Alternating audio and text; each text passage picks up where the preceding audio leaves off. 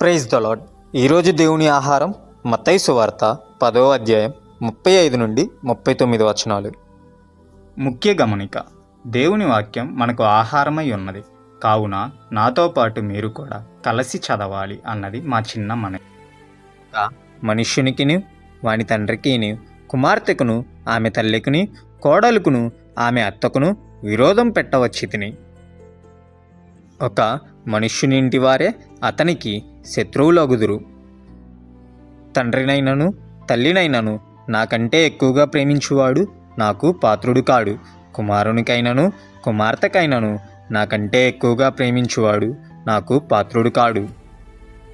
తన సిలువను ఎత్తుకొని నన్ను వెంబడింపనివాడు నాకు పాత్రుడు కాడు.